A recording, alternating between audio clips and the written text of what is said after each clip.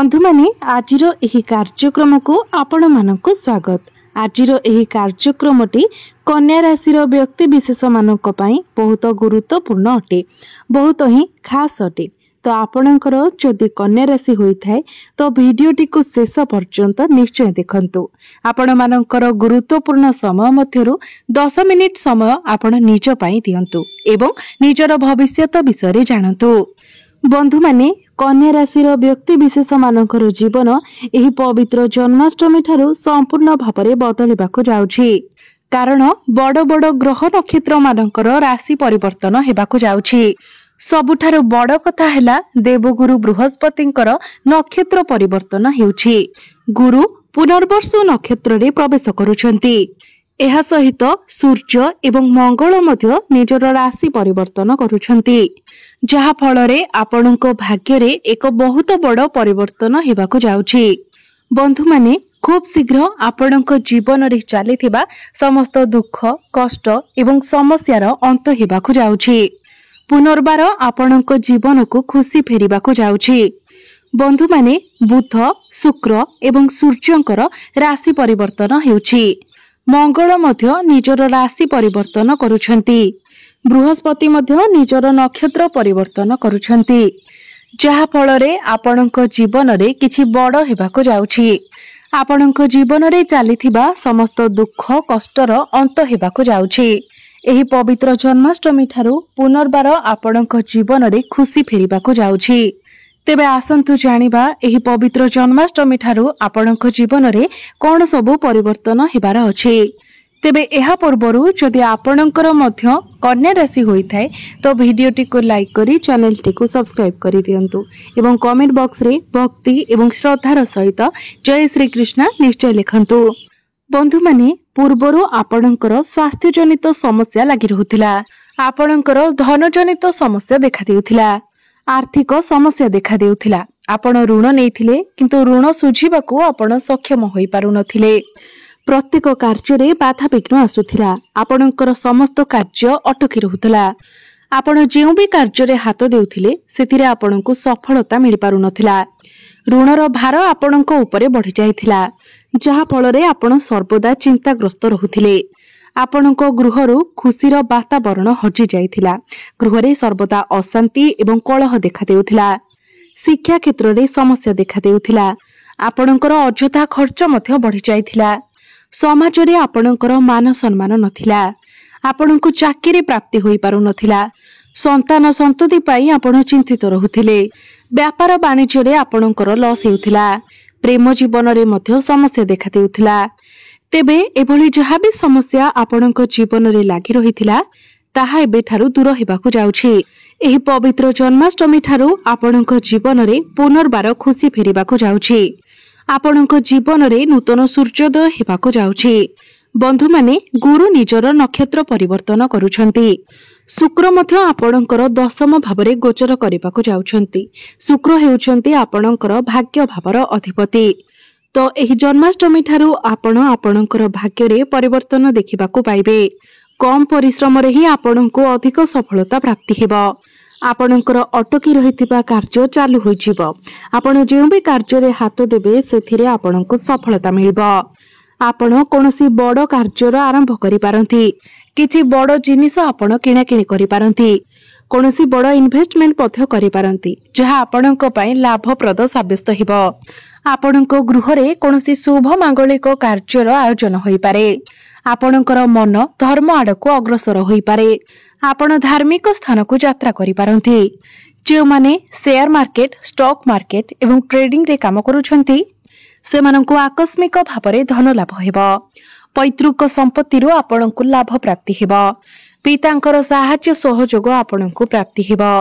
बंधु माने आपणकर कर्मस्थान रे गुरु एवं शुक्र विराजमान अछंती।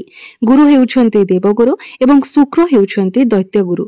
तो दुई जण गुरु आपणकर कर्म क्षेत्र रे विराजमान अछंती एवं आपणकर चतुर्थ भाव को देखुछंती।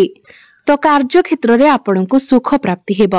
एहा व्यतीत गुरु एवं शुक्रंकर दृष्टि चतुर्थ भावरे रहुतिबा कारणरो आपण कोनोसी प्रॉपर्टी रे डील करि पारंती। भूमि जानवाहन गृह इत्यादि किणा किणी करि पारंती। आपणकर कर्म क्षेत्र में गुरु एवं शुक्र लक्ष्मी नारायण जोगर निर्माण करुथिबा हेतु कर्म क्षेत्र में आपणको सफलता प्राप्ति हेबो।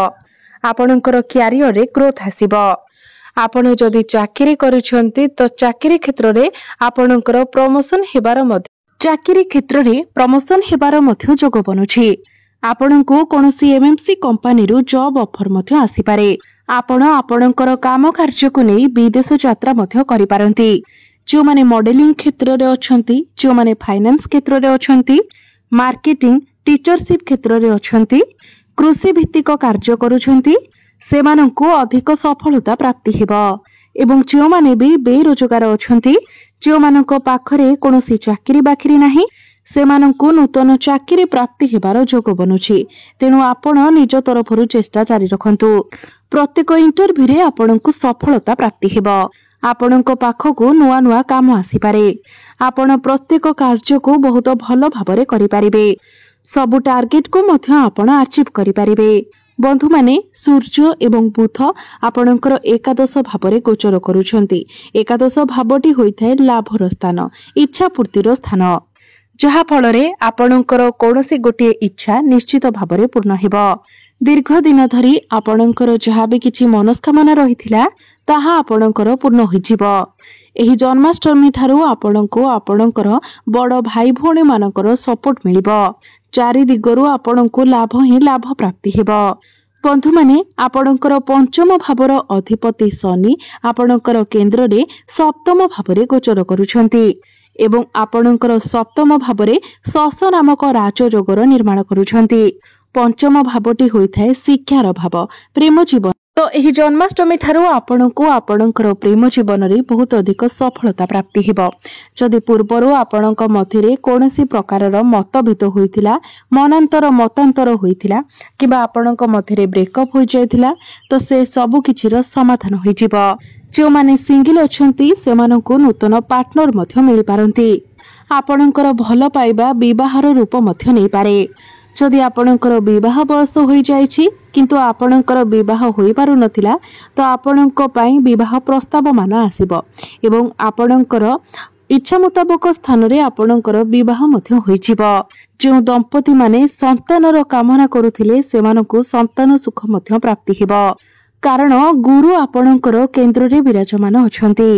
आपण निजर चेष्टा जारी रखंतु। निश्चित भाबरे आपणकु संतान सुख प्राप्ति हेबो। शिक्षा क्षेत्र रे आपण बहुत अधिक उन्नति करिवे। आपण उच्च शिक्षा करबाको विदेश यात्रा करि पारंती किबा दूर जगह को जाई पारंती। आपणकर शिक्षा क्षेत्र रे आपण किछि बड़ परिवर्तन करि पारंती। किछि बड़ डिसिजन आपण नै पारंती। कोनोसी नूतन स्थान रे आपण एडमिशन नै पारंती।